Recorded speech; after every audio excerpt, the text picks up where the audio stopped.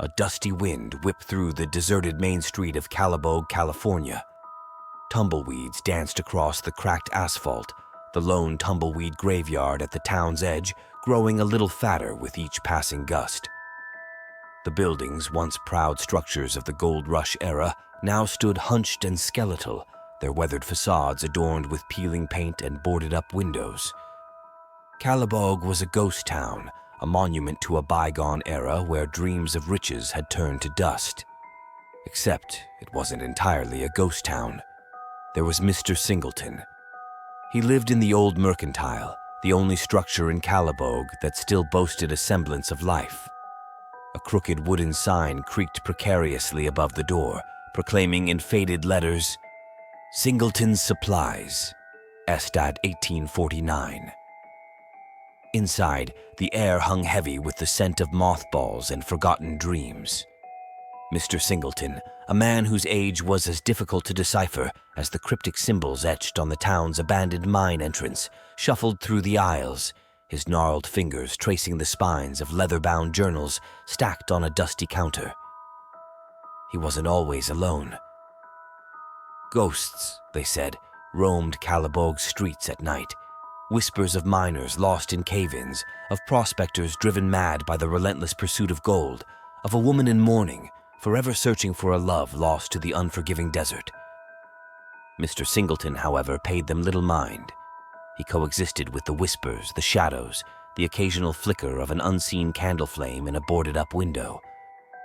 They were part of Calobog's history, just as much as the creaking floorboards and the rusting mining equipment that littered the abandoned lots. One afternoon, the monotonous silence of Calob was shattered by the rumble of an approaching car. Mr. Singleton peered out the grimy window, squinting against the harsh sunlight. A beat-up pickup truck, a cloud of dust billowing in its wake, was kicking up the dirt road that led into town. It was a rare sight, a visitor in this desolate corner of California. A spark of curiosity flickered in Mr. Singleton's eyes. Who could this be, venturing into a town seemingly forgotten by time? The truck lurched to a stop in front of the mercantile. A young woman, her brow furrowed in confusion, stepped out. She wore a backpack and carried a worn map clutched in her hand. Mr. Singleton watched as she approached the store, a question forming in his mind. Was she here for supplies? Or something more? The young woman hesitated outside the mercantile, peering through the dusty window. Mr. Singleton, his curiosity getting the better of him, shuffled from behind the counter, the floorboards groaning under his weight. The bell above the door chimed a rusty welcome as she hesitantly pushed it open. "Hello?" she called out, her voice echoing in the cavernous space. A cough came from the back of the store. Mr. Singleton emerged, his face creased with a mixture of surprise and suspicion. "Can I help you?" His voice was gruff, weathered by years of desert sun and solitude. The woman startled slightly, then offered a tentative smile. Hi. I apologize for just barging in. Is this Singleton's Supplies?" "It is," Mr. Singleton confirmed, his gaze flickering between the woman and the worn map clutched in her hand. "My name is Amelia," she said, extending a hand. "I'm looking for... well, I'm not entirely sure what I'm looking for, to be honest." Mr. Singleton eyed her hand for a moment before raising a skeptical eyebrow. "Lost, are you?" Amelia chuckled nervously. "Maybe a little. I have this map, see?" She unfolded the map, revealing a faded sketch of Calob and its surrounding area. "It belonged to my grandfather. He used to talk about this town, about a hidden mine full of gold." Mr. Singleton snorted. "Gold? There ain't no gold left in Calob. This town's been picked clean for over a century."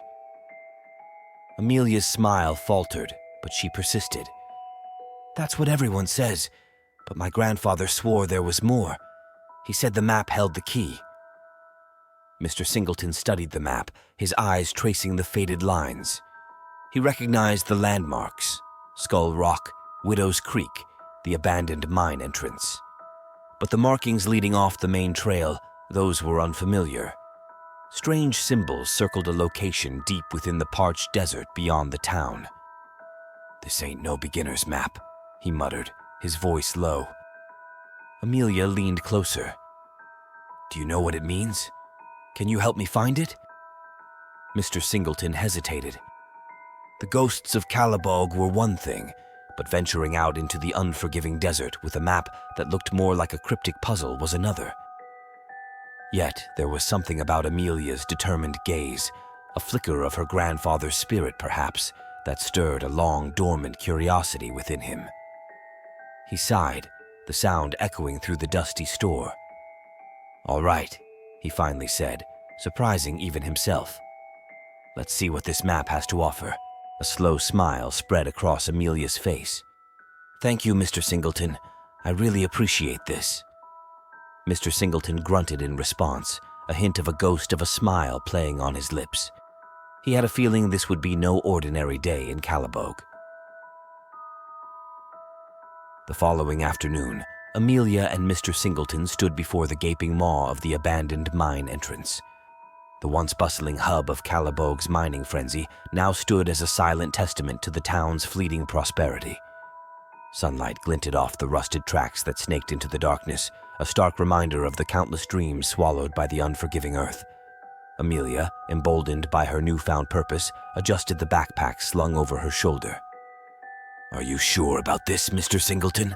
she asked, her voice echoing slightly in the vast emptiness.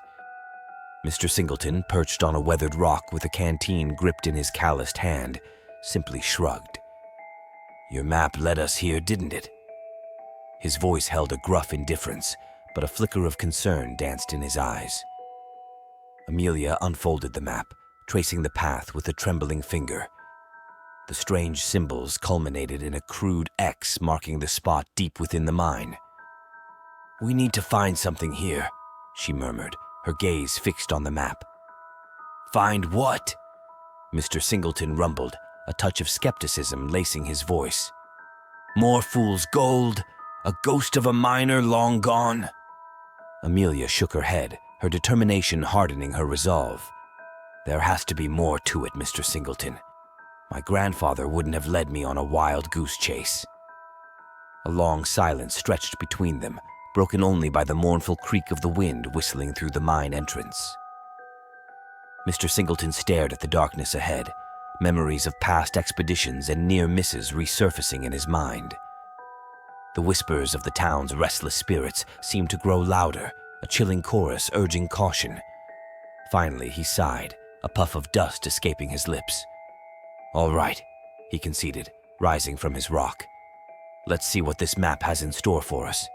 But you stay close, miss. No wandering off." Amelia's face lit up with a grateful smile. "Thank you, Mr. Singleton. I promise I'll be careful." With lanterns casting a flickering glow, they ventured into the mine's inky depths.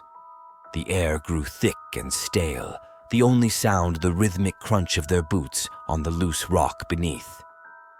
The darkness pressed in on them, heavy and oppressive. Amelia shivered, not just from the cold, but from a sense of unease that prickled at her skin. As they delved deeper, the tunnel narrowed, forcing them to walk single file. The strange symbols from the map reappeared on the rough-hewn walls, glowing faintly in the lantern light. Were they ancient markings left by prospectors long ago, or something more sinister? Suddenly, a sharp crack echoed through the tunnel, followed by a rumble. A section of the ceiling gave way, showering them with dust and debris. Amelia gasped, her heart hammering in her chest. Mr. Singleton scrambled to his feet, a curse escaping his lips. "Looks like this mine isn't too happy with visitors," he muttered, brushing dirt off his clothes. Fear threatened to consume Amelia, but the image of her determined grandfather spurred her onward. "We have to keep going," she insisted, her voice trembling slightly. "The map." Mr. Singleton studied her for a moment, a flicker of admiration in his eyes. With a gruff nod, he agreed. They continued deeper into the mine, the path ahead uncertain, the whispers of the past growing ever stronger. The air grew thinner and hotter as they pressed deeper into the mine's labyrinthine tunnels. The flickering light from their lanterns barely penetrated the suffocating darkness, casting long, grotesque shadows on the uneven walls. The strange symbols, now more numerous and complex, seemed to writhe and pulsate in the weak light, adding to the unsettling atmosphere. Amelia felt a growing sense of claustrophobia. Every creak, every groan of the ancient timbers holding up the mine seemed amplified in the silence, her imagination conjuring phantoms lurking in the unseen corners. Mr. Singleton, however, seemed unfazed. His weathered face remained stoic, though a hint of tension betrayed itself in the way he gripped his lantern tighter. Suddenly, the tunnel opened up into a vast cavern. Amelia gasped, momentarily forgetting her fear as she took in the sight before her. The cavern shimmered with an otherworldly light emanating from a central pool of what appeared to be molten gold. The heat radiating from the pool was intense, creating a shimmering haze that danced across the cavern walls. Scattered around the pool were mining tools, pickaxes, shovels, even a rusted ore cart, frozen in time as if the miners had simply vanished. But the most captivating sight was a massive stone structure, intricately carved with the same symbols they had seen throughout the tunnels. It resembled a throne, its surface smooth and inviting despite the rough-hewn nature of its surroundings. "This is it," Amelia whispered, her voice barely audible above the low hum emanating from the molten gold. Mr. Singleton approached the cavern entrance cautiously, his eyes narrowed in suspicion. "This ain't natural," he muttered. "There's something mighty strange about this place."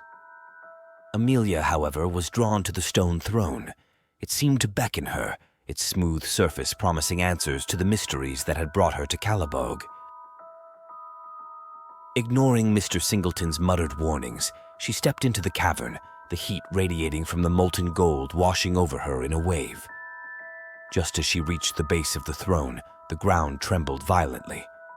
Dust rained down from the ceiling, and the flickering light from their lanterns danced erratically.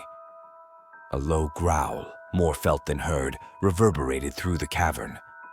Amelia froze, a primal fear gripping her heart. Emerging from the shadows at the far end of the cavern was a monstrous creature. It was vaguely humanoid, its body composed of what seemed to be fused rock and gold. Its eyes glowed with an eerie red light, and its guttural growl echoed through the cavern once more. Amelia stumbled backward, her scream swallowed by the cavern's vast emptiness. Mr. Singleton lunged towards her, grabbing her arm and pulling her back just as the creature lunged. It slammed its massive fist against the ground, showering them with sparks and debris. "Run!" Mr. Singleton roared, his gruff voice laced with urgency. Without hesitation, Amelia and Mr. Singleton turned and fled, the creature's enraged roars echoing behind them. They navigated the treacherous tunnels, adrenaline fueling their every step. The strange symbols seemed to blur past them, a haunting reminder of the hidden dangers they had awakened. Finally, they burst back out of the mine entrance, collapsing onto the hard-packed earth outside. Gasping for breath, Amelia looked back at the gaping maw of the mine. The creature did not pursue them, but the faint glow of the molten gold and the echoes of its growls still lingered in the air. What was that?" Amelia whispered, her voice trembling. Mr. Singleton, his face streaked with dust and sweat, remained silent for a moment, his gaze fixed on the mine entrance. Finally, he spoke, his voice hoarse. "That, miss," he said, "was the guardian of Calobog's secret." A shiver ran down Amelia's spine. The gold, it seemed, came with a heavy price. But had they truly escaped the clutches of the guardian, or was this just the beginning of a much larger story?